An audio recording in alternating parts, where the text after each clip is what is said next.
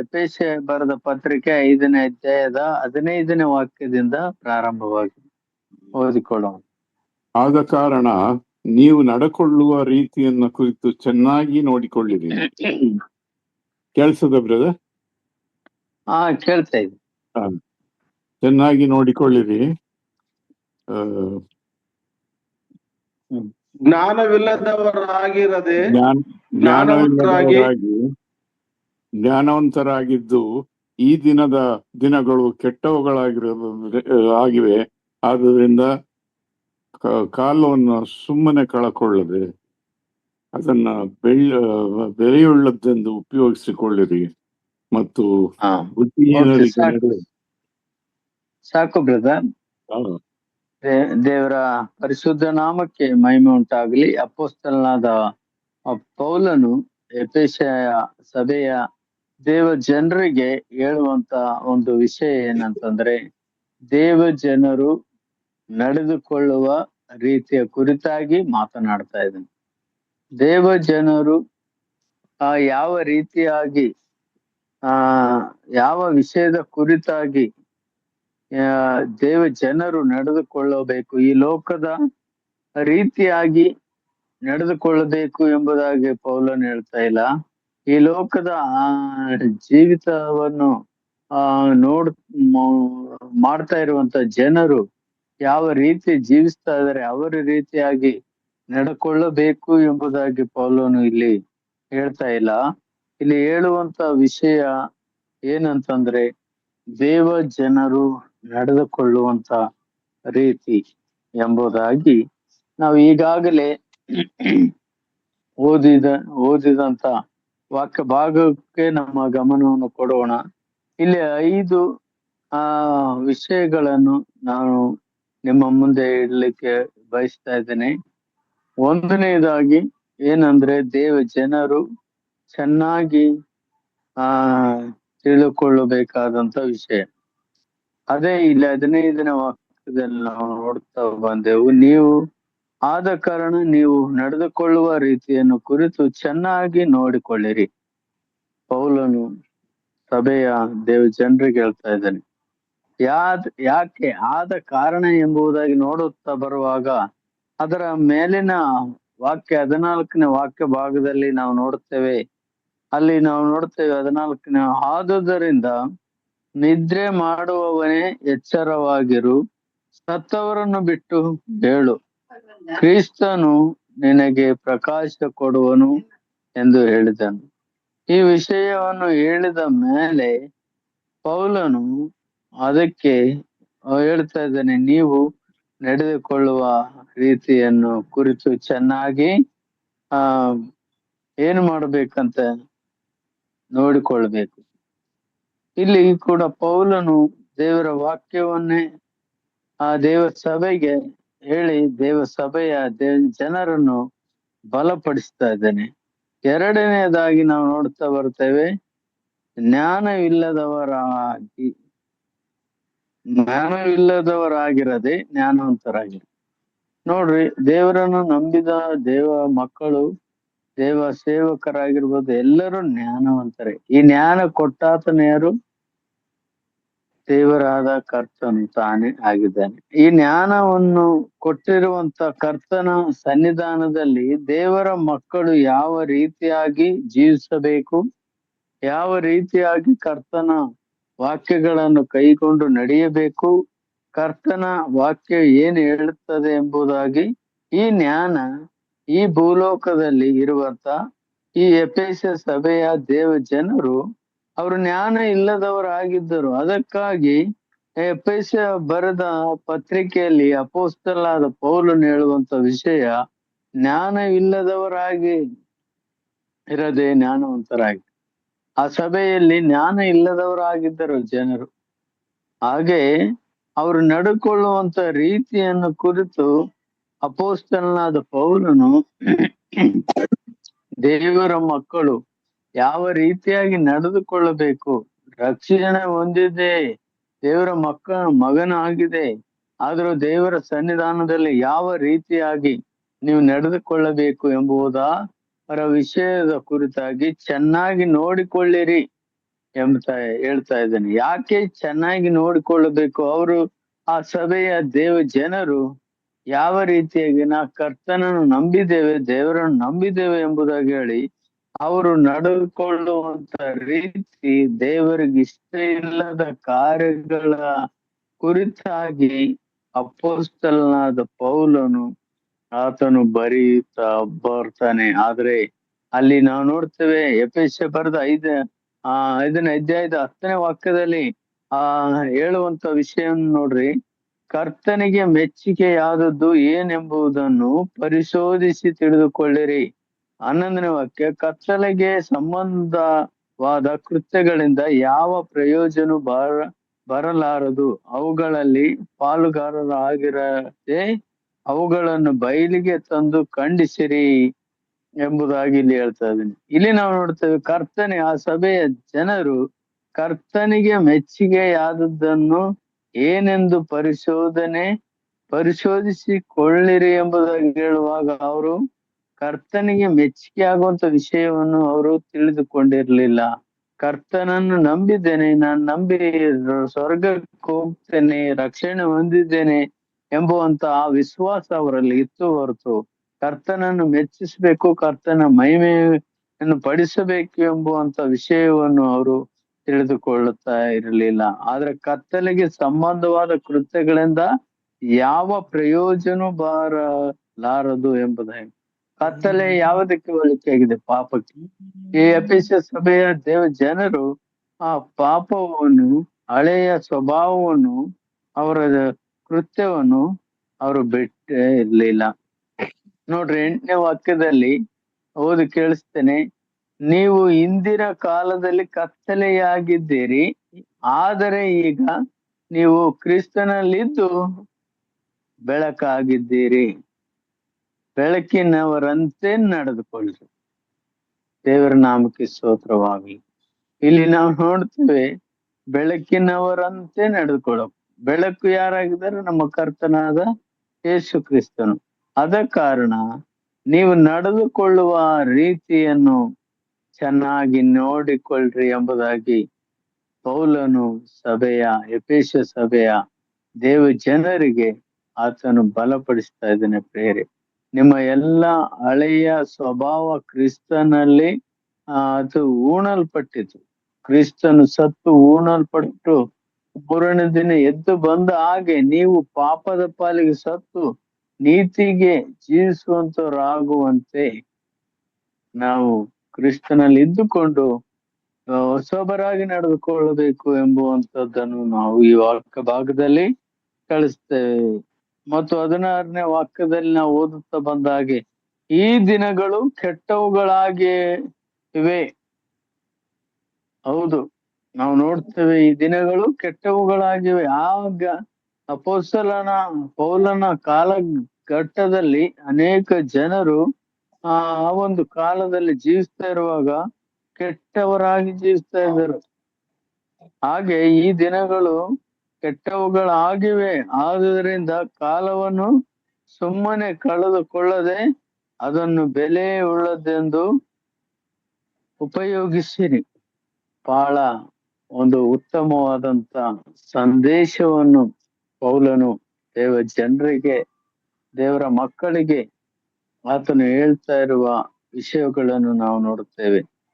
ಅದೇ ರೀತಿಯಾಗಿ ಪ್ರಿಯರೇ, ನಮ್ಮನ್ನು ದೇವರು ಈ ದಿನದಲ್ಲಿ ತನ್ನ ವಾಕ್ಯಗಳ ಮೂಲಕ ನಮಗೆ ಕೂಡ ಹೇಳ್ತಾ ಇದ್ದೇನೆ. ಎಫೆಸ ಸಭೆಯ ಜನರಿಗೆ ಮಾತ್ರ ಅಲ್ಲ, ನಮ್ಮನ್ನು ದೇವರು ರಕ್ಷಣೆ ಮಾಡಿ ದೇವರ ಮಗಳಾಗಿ ಮಾಡಿರುವಾಗ ನಾವು ನಮ್ಮ ಜೀವಿತದಲ್ಲಿ ಯಾವ ರೀತಿಯಾಗಿ ನಡೆದುಕೊಳ್ತಾ ಇದ್ದೇವೆ, ನಾವು ನಡೆದುಕೊಳ್ಳುವಂಥದ್ದನ್ನು ಚೆನ್ನಾಗಿ ನೋಡಿಕೊಳ್ತಾ ಇದ್ದೇವ, ನಾವು ಯಾವ ರೀತಿಯಾಗಿ ಕುರಿತು ನಡೆದುಕೊಳ್ತಾ ಇದ್ದೇವೆ ಕರ್ತನ ಮುಂದೆ.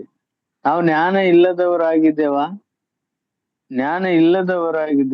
ಎಂಬುವಂತ ವಿಷಯದ ಕುರಿತಾಗಿ ನಮ್ಮನ್ನು ನಾವು ಈ ಸಮಯದಲ್ಲಿ ಕರ್ತನ ಮುಂದೆ ನಮ್ಮನ್ನು ಪರಿಶೋಧನೆ ಮಾಡಿಕೊಳ್ಳುವಂಥದ್ದು ಎಷ್ಟೋ ಉತ್ತಮವಾಗಿದೆ ಪ್ರೇರೆ. ಆದ ಕಾರಣ ಅಲ್ಲಿ 17ನೇ ವಾಕ್ಯದಲ್ಲಿ ನಾವು ನೋಡ್ತೇವೆ, ಬುದ್ಧಿಹೀನರಾಗಿ ನಡೆಯದೆ ಕರ್ತನ ಚಿತ್ತವೇನೆಂದು ವಿಚಾರಿಸಿ ತಿಳಿದುಕೊಳ್ಳ್ರಿ. ನೋಡ್ರಿ, ದೇವರ ಮಕ್ಕಳು ಬುದ್ಧಿವಂತರು ಹೊರತು ಬುದ್ಧಿಹೀನರಲ್ಲ. ಯಾವಾಗ ನಾವು ಬುದ್ಧಿಹೀನರಾಗಿದ್ದೆವು, ಕರ್ತನನ್ನು ನಂಬದೇ ಇರುವಾಗ, ಕರ್ತನನ್ನು ರಕ್ಷಕನಾಗಿ ಸ್ವೀಕಾರ ಮಾಡಿಕೊಳ್ಳದಿರುವಾಗ, ನಾವು ಕರ್ತನನ್ನು ಆತನನ್ನು ಮೆಚ್ಚುಗೆ ಇಲ್ಲದ ಕಾರ್ಯಗಳನ್ನು ಮಾಡುವಾಗ ನಾವು ಯಾರಾಗಿ ಬುದ್ಧಿಹೀನರು ಆಗಿದ್ದೆವು ಪ್ರಿಯರೇ. ಅದಕ್ಕಾಗಿ ಬುದ್ಧಿಹೀನರಾಗಿ ನಡೆಯದೆ ಈಗಲೂ ನಾವು ಈಗ ಬುದ್ಧಿವಂತರಾಗಿದ್ದೇವೆ. ನಮ್ಮ ಕರ್ತನು ಯೇಸು ಕ್ರಿಸ್ತನಾಗಿದ್ದಾನೆ, ನಮ್ಮ ಕರ್ತನು ನಮ್ಮನ್ನು ರಕ್ಷಿಸುವಂತ ದೇವರಾಗಿದ್ದಾನೆ ಎಂಬುವಂತ ಈ ಬುದ್ಧಿ ನಮಗೆ ತಿಳಿದಾಗ್ಲೂ ನಾವು ಬುದ್ಧಿಹೀನರಲ್ಲ, ಬುದ್ಧಿವಂತರೇ ಪ್ರಿಯರೇ. ಅದಕ್ಕಾಗಿ ನಾವು ದೇವ ಜನರು ನಡೆದುಕೊಳ್ಳುವಂತ ರೀತಿಯನ್ನು ಚೆನ್ನಾಗಿ ನೋಡಿಕೊಳ್ಳಿರಿ ಎಂಬುದಾಗಿಲ್ಲಿ ಪೌಲನು ಹೇಳುತ್ತಾನೆ.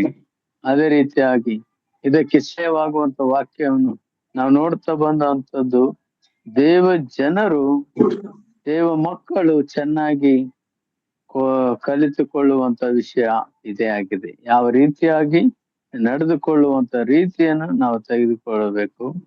ಮತ್ತು ಎರಡನೇದಾಗಿ ನಾವು ನೋಡಿಕೊಳ್ಳೋಣ, ಎಫೆಸ 5ನೇ ಅಧ್ಯಾಯದ 2ನೇ ವಾಕ್ಯವನ್ನು ನಾವು ಗಮನಿಸುವಂತವರಾಗಿರೋಣ.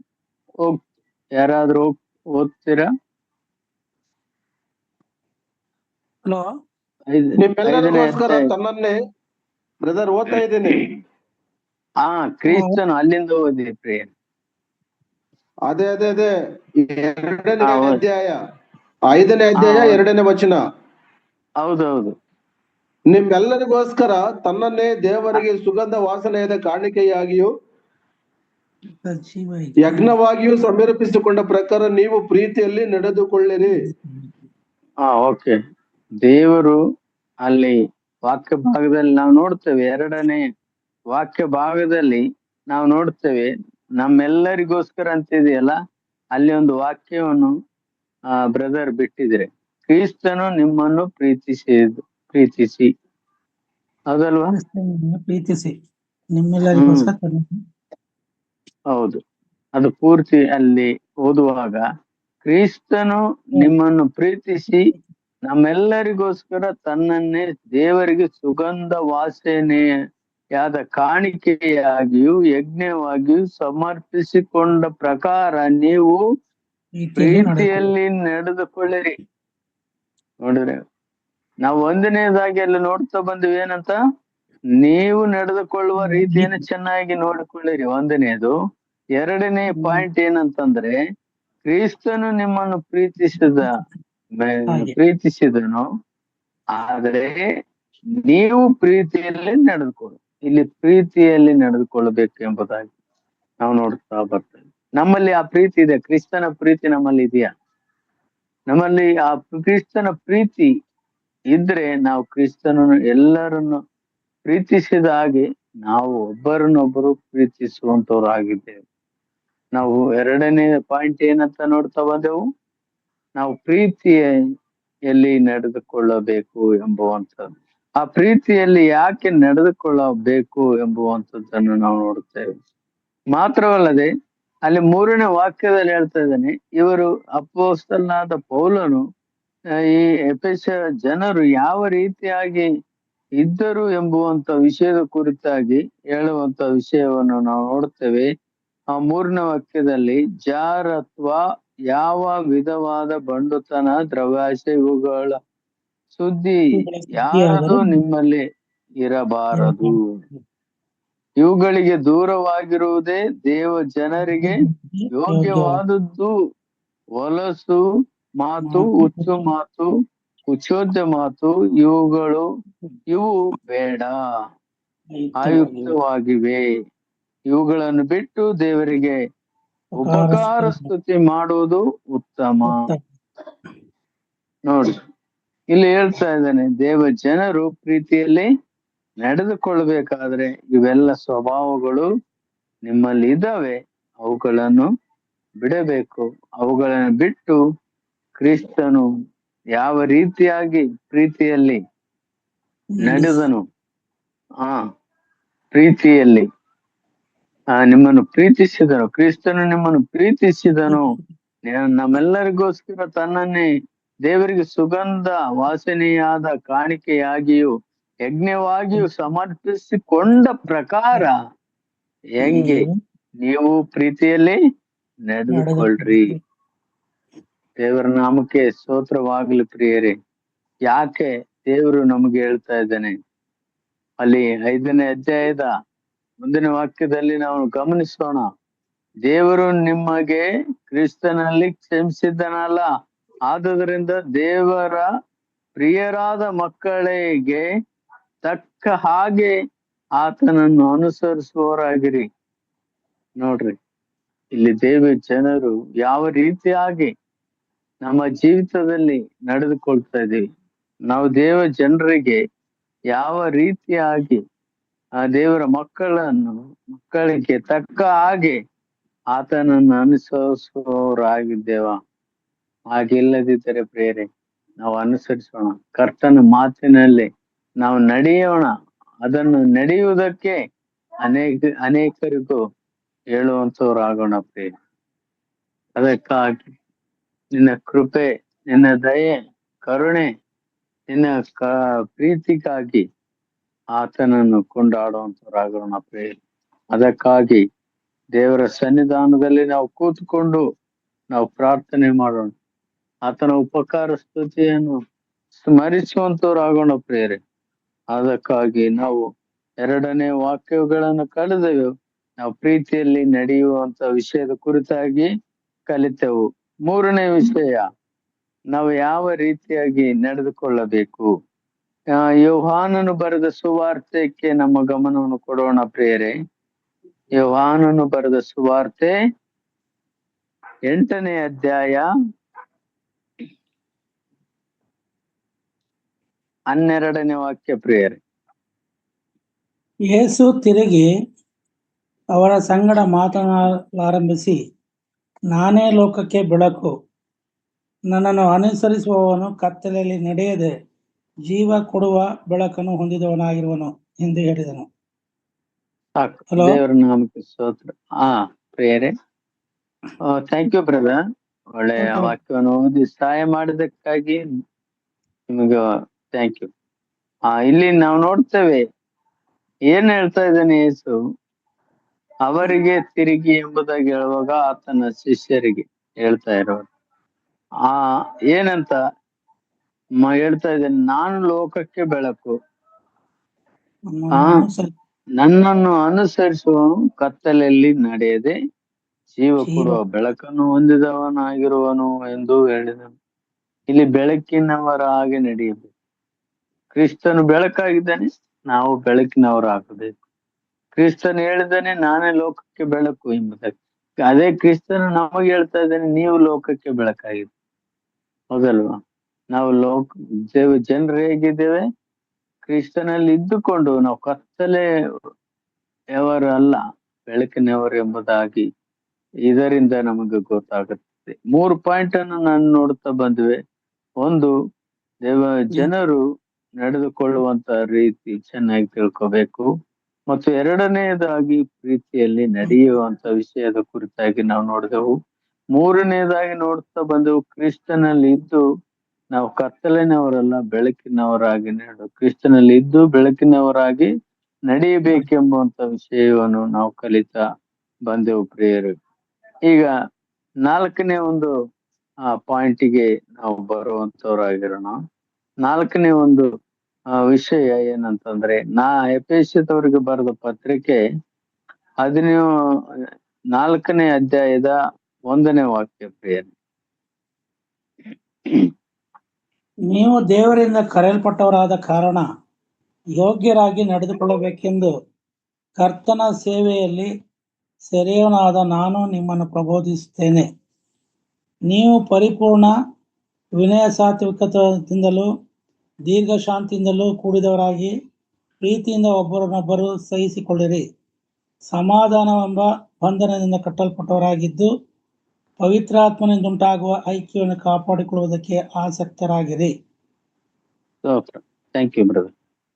ಇಲ್ಲಿ ನಾವು ನೋಡ್ತೇವೆ ಯೋಗ್ಯರಾಗಿ. ಯಾರು? ನೀವು ದೇವರಿಂದ ಕರೆಯಲ್ಪಟ್ಟಂತ ಜನರಾಗಿದ್ರಲ್ಲ, ಎಫೆಸ ಸಭೆಯ ಜನರೇ, ನೀವು ದೇವರಿಂದ ಕರೆಯಲ್ಪಟ್ಟಂತ ಅವರಾದ ಕಾರಣ ನೀವು ಯೋಗ್ಯರಾಗಿ ನಡೆದುಕೊಳ್ಳಬೇಕು.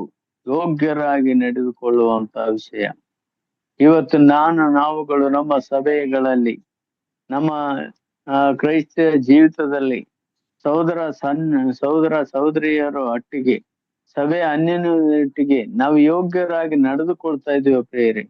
ಅದೇ ಎಫೆಸ ಬರೆದ ಪತ್ರಿಕೆಯಲ್ಲಿ ಅಪೊಸ್ತಲನಾದ ಪೌಲನು ಆ ಜನರು ಯೋಗ್ಯರಾಗಿ ನಡೆದುಕೊಳ್ಳದೆ ಇರುವುದಕ್ಕಾಗಿ ಆತನು ಬರಿತಾ ಇದ್ದಾನೆ ಎಫೆಸ ದೇವ ಜನರಿಗೆ, ಆ ಸಭೆಯ ಜನರಿಗೆ ಬರ್ತಾನೆ. ಯೋಗ್ಯರಾಗಿ ನೀವು ದೇವರಿಂದ ಕರೆಯಲ್ಪಟ್ಟಿದ್ರಿ ಅಲ್ವಾ, ನೀವು ಲೋಕದವರ ರೀತಿಯಲ್ಲಿ ನಡೆದುಕೊಳ್ತಾ ಇದ್ರಿ, ಈ ಲೋಕದವರ ರೀತಿಯಲ್ಲಿ ಜೀವಿಸ್ತಾ ಇದ್ರಿ, ನಿಮ್ಮ ನಡೆ ನಿಮ್ಮ ನುಡಿ ದೇವರಿಗೆ ಯೋಗ್ಯವಾದದಲ್ಲ ಎಂಬುದಾಗಿ ಆತನು ಈ ಒಂದು ಪತ್ರಿಕೆಯನ್ನು ಬರೆಯುವಾಗ ಸಭೆ ಜನರಿಗೆ ನಾನಾ ವರಗಳು ಇದ್ದರೂ ಎಲ್ಲರೂ ಐಕ್ಯವಾಗಿರಬೇಕು ಎಂಬುವಂತ ವಿಷಯವನ್ನು ಇಲ್ಲಿ ಬರೆಯುವಂಥದ್ದು.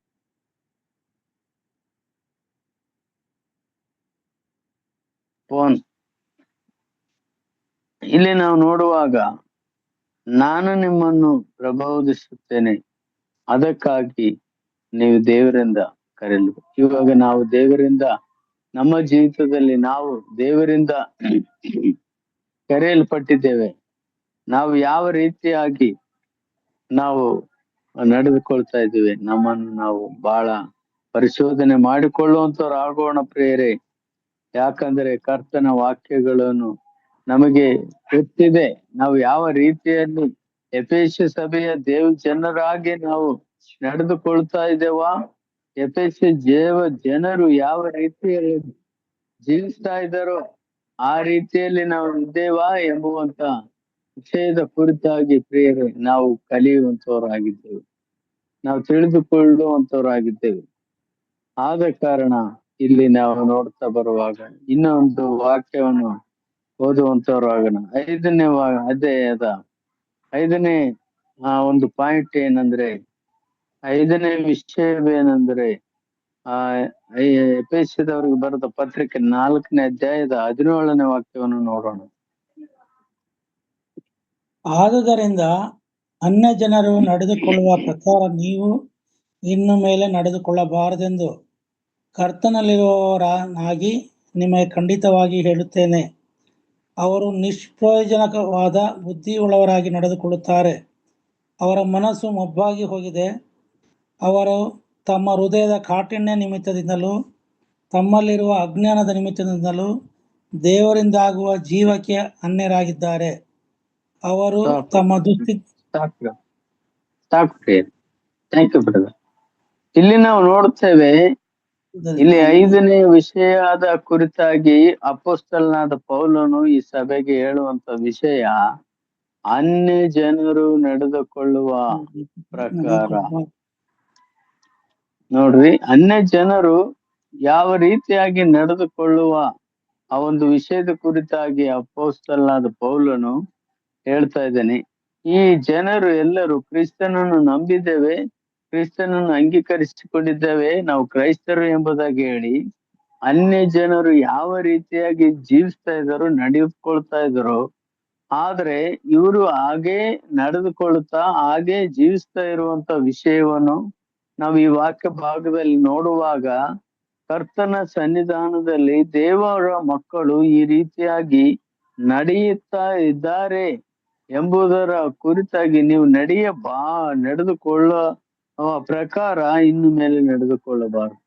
ಅಲ್ಲಿ ಅನ್ಯ ಜನರು ನಡೆದುಕೊಳ್ಳುವ ಪ್ರಕಾರ ನೀವು ಇನ್ನು ಮೇಲೆ ನಡೆದುಕೊಳ್ಳಬಾರದು ಎಂಬುದಾಗಿ ಯಾಕೆ ಬರ್ತಾ ಇದ್ದಾನಂದ್ರೆ, ಅವರು ಜೀವಿತದಲ್ಲಿ ವಿಶ್ವಾಸಿಗಳು, ದೇವ ಮಕ್ಕಳು, ಇವರು ನಡೀತಾ ಇದ್ರು, ಅನ್ಯ ಜನರು ಹಾಗೆ ನಡೀತಾ ಇದ್ರು, ಅದಕ್ಕಾಗಿ ಬರಿತಾ ಇದ್ದಾನೆ. ಇಲ್ಲಾಂದ್ರೆ ಹಂಗೆ ಬರೆಯೋದಕ್ಕೆ ಅಲ್ಲಿ ಚಾನ್ಸ್ ಇಲ್ಲ, ಅವಕಾಶ ಇಲ್ಲ.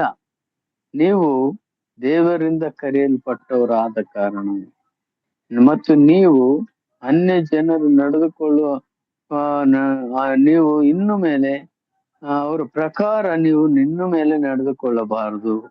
ಕರ್ತನಲ್ಲಿರುವವನಾಗಿ ನಿಮಗೆ ಖಂಡಿತವಾಗಿ ಹೇಳುತ್ತೇನೆ ಎಂಬುದಾಗಿ ಎಫೆಸ ಜನರಿಗೆ ಹೇಳುವಂತ ಪತ್ರ ಬರೆಯುವಂತ ವಿಷಯವನ್ನು ಈ ವಾಕ್ಯನ ಭಾಗದಲ್ಲಿ ನಾವು ನೋಡುತ್ತಾ ಬರುವಾಗ, ಧ್ಯಾನಿಸ್ತಾ ಬರುವಾಗ, ಇಲ್ಲಿ ಅಪೊಸ್ತಲನಾದ ಪೌಲನು ಜನರಿಗೆ ಹೇಳ್ತಾ ಇದ್ದಾರೆ. ಅನ್ಯ ಜನರು ಹೇಗೆ ಇರ್ತಾರಂತೆ? ಅಲ್ಲಿ ನಾವು 18ನೇ ವಾಕ್ಯದಲ್ಲಿ ನಾವು ಓದುತ್ತಾ ಬಂದೆವು. ಅವರು ನಿಷ್ಪ್ರಯೋಜನವಾದ ಬುದ್ಧಿಯುಳ್ಳವರಾಗಿ ನಡೆದುಕೊಳ್ಳುತ್ತಾರೆ. ಅವರ ಮನಸ್ಸು ಮೊಬ್ಬಾಗಿ ಹೋಗಿದೆ. ಅವರು ತಮ್ಮ ಹೃದಯದ ಕಾಠಿಣ್ಯದ ನಿಮಿತ್ತದಿಂದಲೂ ತಮ್ಮಲ್ಲಿರುವ ಅಜ್ಞಾನದ ನಿಮಿತ್ತದಿಂದಲೂ ದೇವರಿಂದಾಗುವ ಜೀವಕ್ಕೆ ಅನ್ಯರಾಗಿದ್ದಾರೆ. ಅವರು ತಮ್ಮ ತೃಪ್ತಿಗಳಿಗಾಗಿ ಸ್ವಲ್ಪವೂ ಚಿಂತಿಸದೆ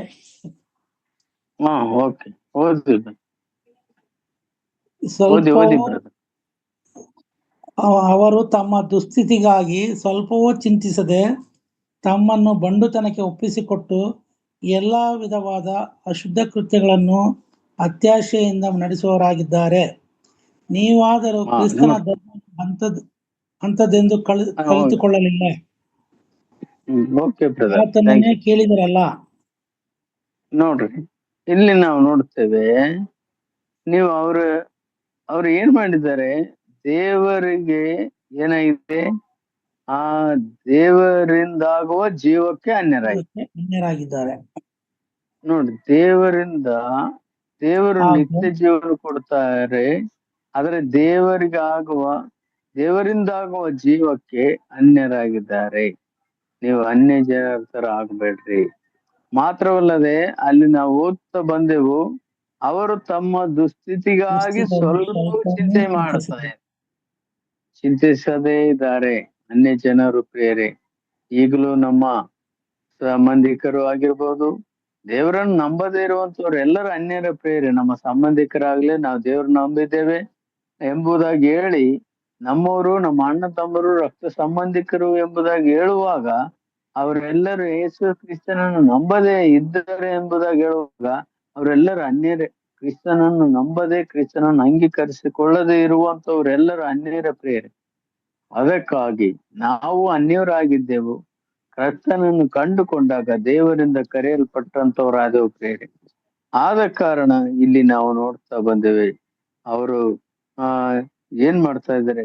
ಅವರಲ್ಲಿರುವಂತ ತಮ್ಮನ್ನು ಬಂಡುತನಕ್ಕೆ ಒಪ್ಪಿಸಿಕೊಡ್ತಾ ಇದ್ದಾರೆ. ಎಲ್ಲ ವಿಧವಾದ ಅಶುದ್ಧ ಕೃತ್ಯಗಳನ್ನು ಅತ್ಯಾಸಕ್ತಿಯಿಂದ ನಡೆಸುವವರಾಗಿದ್ದಾರೆ. ನೋಡ್ರಿ, ಅಶುದ್ಧ, ದೇವರಿಗೆ ವಿರೋಧವಾದಂತ ಕಾರ್ಯಗಳನ್ನು ಅನ್ಯ ಜನಗಳು ಮಾಡ್ತಾ ಇದ್ದಾರೆ ಪ್ರೇರೆ. ಅದರ ತರ ನೀವು ಅನ್ಯ ಜನರು ನಡೆದುಕೊಳ್ಳುವ ಪ್ರಕಾರ ಇನ್ನು ಮುಂದೆ ನಡೆದುಕೊಳ್ಳಬೇಡ್ರಿ ಎಂಬುದಾಗಿ ಹೇಳ್ತಾ ಇದ್ದೇನೆ. ಅಲ್ಲಿ 20ನೇ ವಾಕ್ಯ ನೋಡ್ರಿ, ಗಮನಿಸ್ರಿ. ಅಲ್ಲಿ ನೀವಾದರೂ ಕ್ರಿಸ್ತನ ಧರ್ಮವನ್ನು ಅಂಥದ್ದೆಂದು ಕಲಿತುಕೊಳ್ಳಲಿಲ್ಲ, ಆತನನ್ನೇ ಕೇಳಿದಿರಲ್ಲ, ಆತನಲ್ಲಿಯೇ ಉಪದೇಶವನ್ನು ಹೊಂದಿದಿರಲ್ಲ. ಯೇಸುವಿನಲ್ಲಿರುವ ಸತ್ಯೋಪದೇಶವನ್ನು ಯಾವುದೆಂದರೆ, ನೀವು ನಿಮ್ಮ ಹಿಂದಿನ ನಡತೆಯನ್ನು ಅನುಸರಿಸದೆ ಪೂರ್ವ ಸ್ವಭಾವವನ್ನು ತೆಗೆದು ಹಾಕಿಬಿಡಬೇಕು. ಅದು ಮೋಸಕರವಾದ ದುರಾಶೆಗಳಿಂದ ಕೆಟ್ಟು ಹೋಗುವಂಥದ್ದು. ನೀವು ನಿಮ್ಮ ಆಂತರ್ಯದಲ್ಲಿ ಹೊಸಬರಾಗಿ ನೂತನ ಸ್ವಭಾವವನ್ನು ಧರಿಸಿಕೊಳ್ಳಿರಿ. ಆ ಸ್ವಭಾವವು ದೇವರ ಹೋಲಿಕೆಯ ಮೇರೆಗೆ ಸತ್ಯಾನುಗುಣವಾದ ನೀತಿಯುಳ್ಳದಾಗಿಯೂ ದೇವ ಭಯವುಳ್ಳದಾಗಿಯೂ ನಿರ್ಮಿಸಲ್ಪಟ್ಟಿದೆ. Okay brother, thank you. ಇಲ್ಲಿ ನಾವು ನೋಡ್ತೇವೆ ಅನೇಕ ವಿಷಯಗಳನ್ನು ಅಪೊಸ್ತಲನಾದ ಪೌಲನು ಅನ್ಯ ಜನರು ಹೀಗಿದ್ದಾರೆ, ನೀವು ಕ್ರಿಸ್ತನಲ್ಲಿರುವವರಾಗಿದ್ದೀರಿ. ಅಲ್ಲಿ ನಾವು ನೋಡ್ತೇವೆ, ಓದುತ್ತಾ ಬಂದಂತ ವಾಕ್ಯ ಭಾಗದಲ್ಲಿ ಒಂದೊಂದು ವಾಕ್ಯವನ್ನು ನಾವು ಧ್ಯಾನಿಸ್ತಾ ಬರುವಾಗ ಅದಕ್ಕೆ ಸಮಯ ಸಾಲದು ಪ್ರಿಯರೇ. ಅಲ್ಲಿ ನೀವಾದರೂ ಎಂಬುದಾಗಿ ಹೇಳುವಾಗ ಅಲ್ಲಿ ಮೇಲಿನ ಎಲ್ಲ ಅನ್ಯ ಜನರ ವಿಷಯದ ಕೃತ್ಯಗಳನ್ನು ಹೇಳಿ ತಿಳಿಸಿ ಅವರನ್ನು ಎಚ್ಚರಿಸಿ, ಅಲ್ಲಿ ನೀವಾದರೂ ರಕ್ಷಣೆ ಹೊಂದಿದ ದೇವ ಮಕ್ಕಳಾದರೂ, ದೇವ ಜನರಾದರೂ, ನೀವಾದರೂ ಕ್ರಿಸ್ತನ ಧರ್ಮವನ್ನು ಅಂಥದ್ದೆಂದು ಕಲಿತುಕೊಳ್ಳಲಿಲ್ಲ. ಕ್ರಿಸ್ತನ ಒಂದು ಪ್ರೀತಿ, ಕ್ರಿಸ್ತನ ಒಂದು ವಾಕ್ಯ, ಕ್ರಿಸ್ತನ ಒಂದು ಜೀವಿತದಲ್ಲಿ ಇಂಥ ನಡತೆ ಉಳ್ಳವನಾಗಿ ದೇವರು ಇರಲಿಲ್ಲ ಎಂಬುವಂತ ವಿಚಾರವನ್ನು ನೀವು ಕಲಿತುಕೊಳ್ಳಲಿಲ್ಲ ಪ್ರಿಯರೇ. ಅಲ್ಲಿ ನೋಡ್ತಾ ಆತನನ್ನೇ ಕೇಳಿದ್ದೀರಿ, ಯಾರನ್ನೇ? ದೇವರನ್ನೇ. ಆತನಲ್ಲಿಯೇ ಉಪದೇಶವನ್ನು ಹೊಂದಿದ್ದೀರಿ. ಯಾರಲ್ಲಿ? ಕರ್ತನಾದ ಯೇಸು ಕ್ರಿಸ್ತನಲ್ಲಿ. ಆ ಯೇಸುವಿನಲ್ಲಿ ಇರುವಂತ ಸತ್ಯೋಪದೇಶವು ಯಾವುದೆಂದರೆ ನೀವು ನಿಮ್ಮ ಹಿಂದಿನ ನಡತೆಯನ್ನು ಅನುಸರಿಸದೆ ಪೂರ್ವ ಸ್ವಭಾವವನ್ನು ತೆಗೆದು ಹಾಕಿಡಬೇಕು. ನೋಡ್ರಿ, ನೂತನ ಸ್ವಭಾವ. ಆ ಹಿಂದಿನ ಸ್ವಭಾವ ಯಾವುದು? ಕರ್ತನನ್ನು ಸ್ವೀಕಾರ ಮಾಡಿಕೊಳ್ಳುವುದಕ್ಕೆ ಮುಂಚೆ ಇದ್ದಂತ ಸ್ವಭಾವ ಪ್ರಿಯ. ಆ ಸ್ವಭಾವ ನಮ್ಮಲ್ಲಿ ಇನ್ನೂ ಇದೆಯಾ? ಆ ಎಫೆಸ ಸಭೆಯ ಜನರಲ್ಲಿ ಇತ್ತು. ಅವ್ರು ತೆಗೆದು ಹಾಕಿ ದೇವರ ಕಡೆಗೆ ತಿರುಗಿಕೊಂಡ್ರು. ದೇವರ ವಾಕ್ಯದಿಂದ ದೇವ ಸೇವಕನಾದಂತ ಅಪೊಸ್ತಲನಾದ ಪೌಲನು ಅವ್ರನ್ನ ಎಚ್ಚರಿಸ್ತಾ ಬಂದ ವಾಕ್ಯದಲ್ಲಿ, ನೀವು ಅವ್ರಲ್ಲ, ಅಂಥದ್ದನ್ನು ನೀವು ಕಲಿತವ್ರಲ್ಲ, ಅಂಥದ್ದೆಂದು ಕಲಿತುಕೊಳ್ಳಲಿಲ್ಲ. ಕ್ರಿಸ್ತನಲ್ಲಿ ಧರ್ಮದಲ್ಲಿ ಅಂಥದ್ದೆಂದು ಕಲಿತುಕೊಳ್ಳಲಿಲ್ಲ ಎಂಬುವಂತ ವಿಚಾರವನ್ನು ನಾವು ನೋಡ್ತಾ ಬಂದೆವು. ಮಾತ್ರವಲ್ಲದೆ ಅಲ್ಲಿ ನಾವು ನೋಡ್ತೇವೆ, ಅದು ಮೋಸಕರವಾದ ದುರಾಶೆಗಳಿಂದ ಕೆಟ್ಟು ಹೋಗುವಂಥದ್ದು. ಇವೆಲ್ಲ ಸ್ವಭಾವ ಬಿಡದೇ ಇದ್ರೆ ಅದು ಮೋಸ ಹೋಗ್ತಾ ಇದ್ದೇವೆ ದೇವ ಜನರೇ. ನಿಮ್ಮನ್ನು ನೀವೇ ಮೋಸಪಡಿಸಿಕೊಳ್ತೇವೆ. ಅದನ್ನು ನೀವೇ ಏನ್ ಮಾಡ್ತದೆ?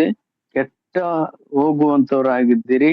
ಅದಕ್ಕಾಗಿ 23ನೇ ವಾಕ್ಯದಲ್ಲಿ ಪೌಲನು ಈ ರೀತಿಯಾಗಿ ಬರಿತಾನೆ, ನೀವು ನಿಮ್ಮ ಅಂತರದಲ್ಲಿ ಹೊಸಬರಾಗಿ ನಿಮ್ಮ ಅಂತರದಲ್ಲಿ ಹೊಸಬರಾಗಿ ನೂತನ ಸ್ವಭಾವವನ್ನು ಧರಿಸಿಕೊಳ್ಳಿರಿ. ನೂತನ ಸ್ವಭಾವ ಎಲ್ಲಿಂದ ಸಿಗುತ್ತದೆ? ಕ್ರಿಸ್ತನಲ್ಲಿ ಪ್ರಿಯ. ನಾವು ನೋಡುತ್ತೇವೆ, ಒಬ್ಬನು ಕ್ರಿಸ್ತನಲ್ಲಿದ್ದರೆ ಅವನು ನೂತನ ಸೃಷ್ಟಿಯಾದ. ಹೌದಲ್ಲ? ವಾಕ್ಯ ಸ್ಪಷ್ಟವಾಗಿರ್ತದೆ. ನಾವಿನ್ನು ನೂತನ ಮನಸ್ಸು ಹೊಂದಿದವರಾಗಿದ್ದೇವಾ? ಇನ್ನು ನೂತನ ಸ್ವಭಾವ ಉಳ್ಳವರಾಗ್ಬೇಕಾ? ನಾವು ನೂತನ ಕುರಿತಾಗಿ ಹೊಸಬರಾಗಿ ಇನ್ನೂ ಜೀವಿಸ್ತಾ ಇದ್ದೇವಾ ಎಂಬುದಾಗಿ ನಮ್ಮನ್ನು ನಾವು ಪರಿಶೋಧನೆ ಮಾಡಿಕೊಳ್ಳಬೇಕು ಪ್ರಿಯರೇ. ಕರ್ತನ ವಾಕ್ಯದ ಮುಂದೆ ನಮ್ಮನ್ನು ನಾವು ಪರಿಶೋಧನೆ ಮಾಡಿಕೊಳ್ಳಬೇಕು. ಕನ್ನಡಿ ಮುಂದೆ ನಿಂತ್ಕೊಂಡು ನಾವು ಹೇಗೆ ಇದ್ದೇವೆ ಎಂಬುದಾಗಿ ಒಂದು 100 ಸಲ, ಒಂದು 10 ಸಲ, ಒಂದು 20 ಸಲ, ಒಂದು ಸಲ, 2 ಸಲ ನೋಡ್ತಾ ಇರ್ತೇವೆ. ಆದ್ರೆ ದೇವರ ವಾಕ್ಯದ ಮುಂದೆ ನಮ್ಮಲ್ಲಿ ನಾವು ಯಾವ ರೀತಿಯಾಗಿ ನಡೆದುಕೊಳ್ತಾ ಇದ್ದೇವೆ ಎಂಬುವಂತ ವಿಚಾರದಲ್ಲಿ ಅನ್ಯ ಜನರು ಈ ರೀತಿಯಾಗಿ ನಡೀತಾ ಇದ್ದಾರೆ. ನೀವು ಅನ್ಯ ಜನರು ನಡೆಯುವ ಪ್ರಕಾರ ಇನ್ನು ಮುಂದೆ ನಡೆಯಬಾರದು ಎಂಬುವಂತ ವಿಚಾರದ ಕುರಿತಾಗಿ ಇಲ್ಲಿ ಅಪೊಸ್ತಲನಾದ ಪೌಲನು ಬರಿತಾ ಇದ್ದೇನೆ ಪ್ರಿಯರೇ. ಆದ ಕಾರಣ ನಾವುಗಳು ಈ ವಾಕ್ಯದ ಮುಂದೆ ನಾವು 5 ವಿಷಯಗಳನ್ನು ನಾವು ಕಲ್ತಿದ್ದೇವೆ ಪ್ರಿಯರೇ.